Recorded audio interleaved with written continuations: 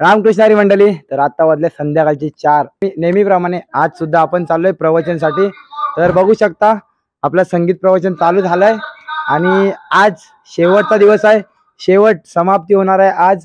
तर चला जाऊया, बोलूया रामकृष्ण हरी।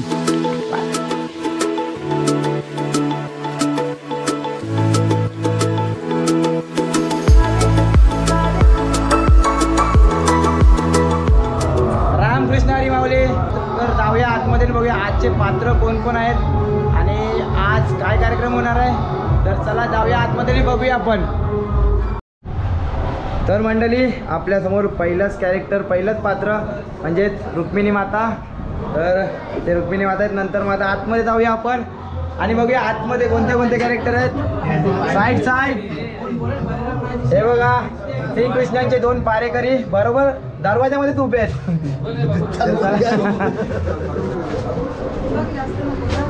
नंतर इथे आपल्या नारद मुनींचा मेकअप होतोय, तर यात नारद मुनी। नंतर मग तू कोण आहे? तर इथे आपले दाऊ भैयांचा पण मेकअप चालू आहे। नंतर मग नाही उद्धव काय होतं, महाराज राजा कोण? राजा। तर इथे आहेत उद्धव राजा। नंतर मग इथे आहेत सांदीपनी ऋषी। तर सांदीपनी ऋषीचं कॅरेक्टर होते आहे। आणि इथे आहेत आपले श्रीकृष्ण भगवान, ते श्रीकृष्ण भगवान रुक्मिणींचे पती। नंतर मग इथे आपले लास्ट कॅरेक्टर आहेत आपले यूट्यूबर, तर क्षितिज म्हणजेच सुदामा। तर सुदामा आणि कृष्णांची भेट होणार आहे, तर ते सुद्धा आपल्याला दृश्य बघायला भेटणार आहे। बाकी ही आपली मेकअप टीम। तर चला मंडळी आता जाऊया आणि आपण आपले कॅरेक्टर म्हणजे आपले पात्र आणि आजचे दृश्य बघूया। तर चला, बोला राधे राधे।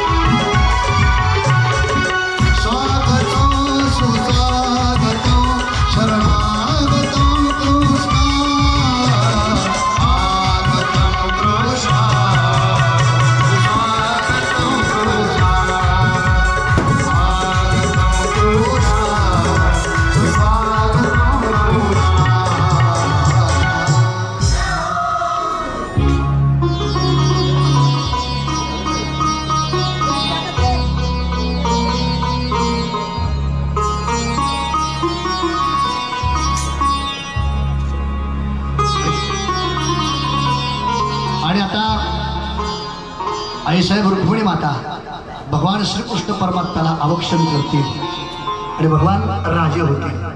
भगवान राजे झाल्याबरोबर स्वर्गातील लोकांनी भगवंताचा राज्याभिषेक सोहळा पाहला आणि सर्वांनी जय जयकार केला आणि आकाशातून भगवंताच्या वरती पुष्पवृष्टी केली। गोपाल कृष्ण भगवान की द्वारकाधीश भगवान की जय। भगवंताचं स्वागत केलं। भगवान राजा झाल्याच्या नंतर गड्यानो राजा किरे झाला, कृष्ण सिंहासनी बसला। जेव्हा सिंहासनावरती विराजमान झाले, राजे झाले, की आनंदाने नाचू लागले। आनंद उत्सव साजरा झाला। पण भविष्यामध्ये एक दिवस भगवान श्रीकृष्ण परमात्मा द्वारिकेमध्ये राज्य कारभार सांभाळत असताना एक दिवस भगवंताचा मित्र, भगवंताचा सखा हा आता देवाला भेटायला येणार आहे। तो मदरमध्ये माझ्या कृष्णाचं घर कुठे, माझ्या कानाचं घर कुठे, त्यावेळेला तो घर दाखवतात। ते बघा तुमचा असणारे शिकायला ते भगवंताचं घर आहे। भगवान श्रामदेवच्या घरात दारापर्यंत येतात, दरबारापर्यंत येतात। शोधत शोधत शोधत शोधत थकलेले श्रामदेव काठीचा आधार घेत गमले विश्रामदेव भगवंताच्या द्वारिका नगरीपर्यंत त्या ठिकाणी येतात। द्वारिका दरबारामध्ये भगवंताचे जय विजय नावाचे 2 द्वारपाल त्यांनी अडवलं। 10 दिवशी खाली पडले श्रामदेव, अडवलं त्यांनी। अरे तू कोण आहेस, कशाला आला, कोण पाहिजे?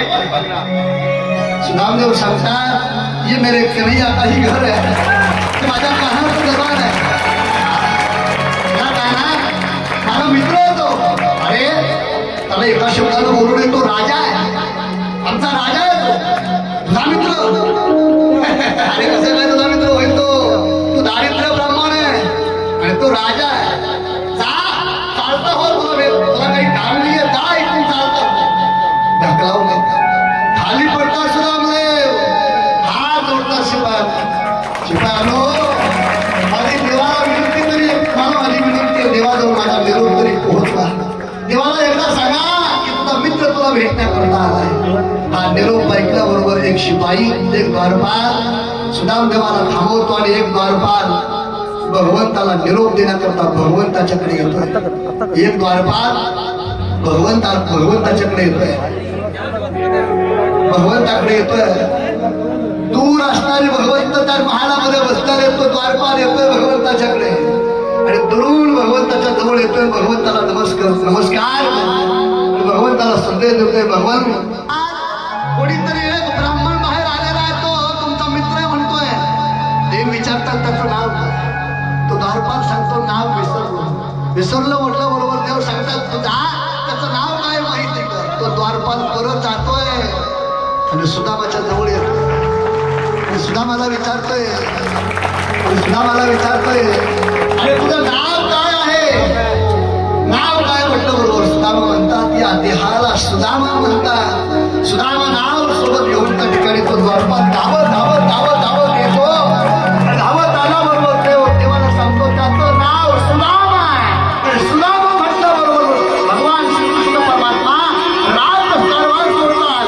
धावत भगवान भगवंताच्या अंगावरचे वस्त्र पडतात. धावत सुदामाला पाहल्याबरोबर भगवंताचे डोळे भरून येतात. भगवान कडकडून मिठी मागतात आणि सुदामाच्या गळ्यात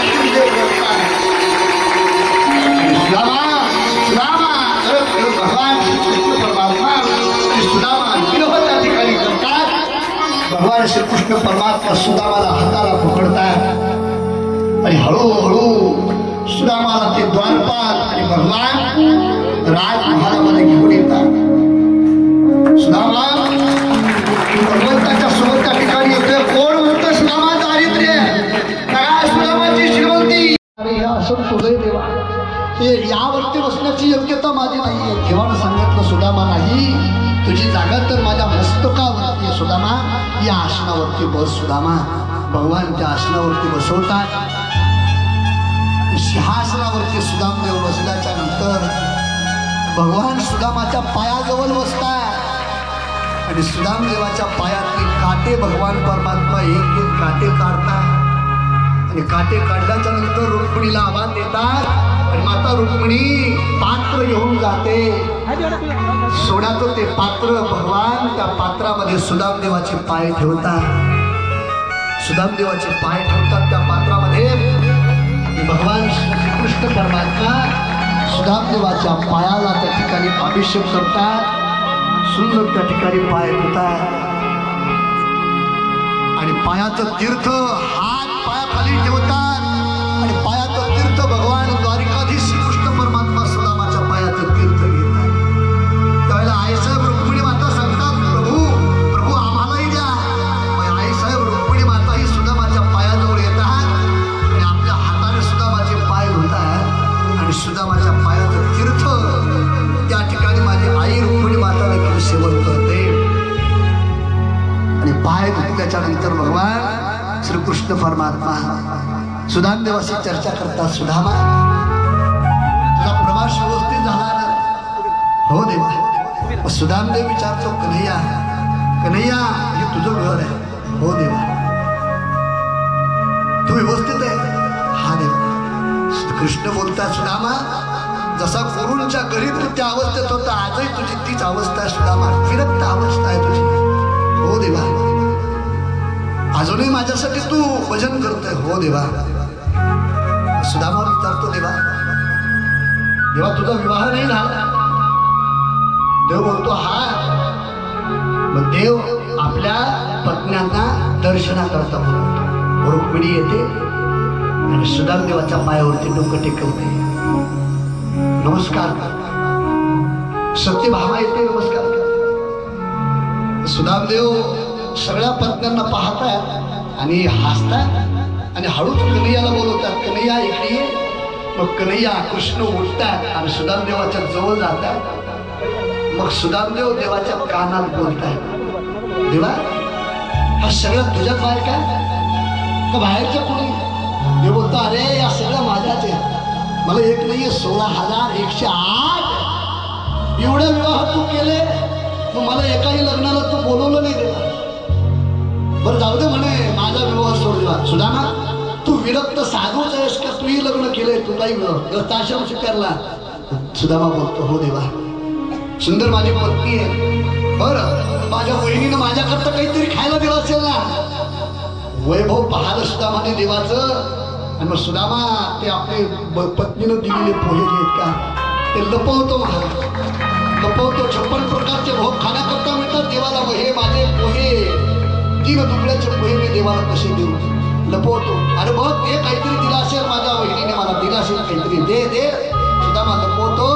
देव पाहतात आणि त्याच्या बगलीमध्ये हात घालून ते पोह्याचं गाठोडं हिसकावून घेतात. देव ते पोह्याचं गाठोडं हिसकून खाली घेतात. विड्यासारखं खाली जमिनीवरती देव बसतात, मांडी घालतात. आपल्या समोर ते पोह्याचं गाठोडं सोडतात.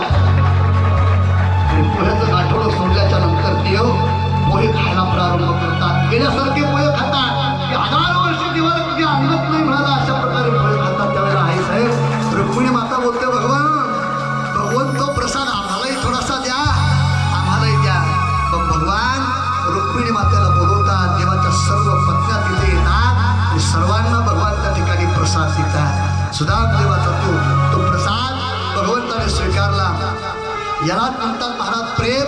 भगवान सुदामदेवानं भगवान श्रीकृष्ण परमात्म्यानं सुदामाचं प्रेम पाहिलं म्हणून भगवंताने सुदामाचे ते पोहे खाल्ले. ना त्या पोह्याला मीठ मिरची होती ना मसाला होता. सुदामाच्या घामानं भिजलेले पोहे भगवान श्रीकृष्ण परमात्म्यानं विड्यासारखे खाल्ले. भगवान श्रीकृष्ण परमात्मा 56 प्रकारचे भोग भोग म्हणून सुदामदेवाला जीव घालताय. आपल्या हाताला घास भरवताय.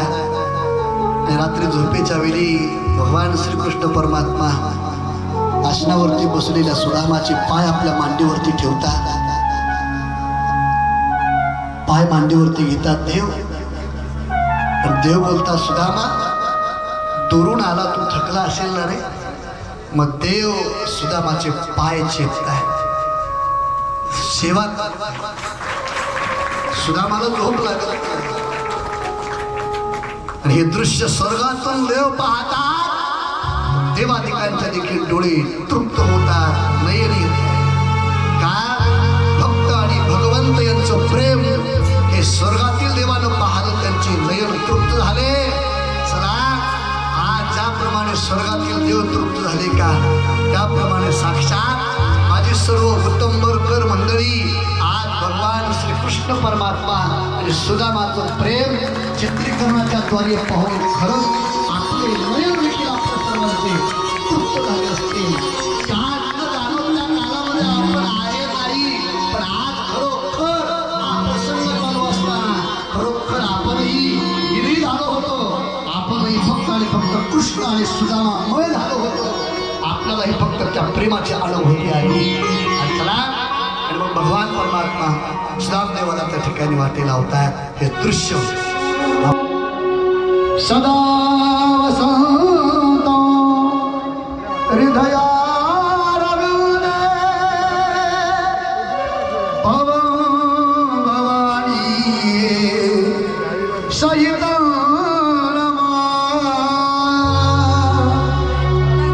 जय हो जय श्री भागवता आरती करू तुझ भगवंता श्री सुख मुनी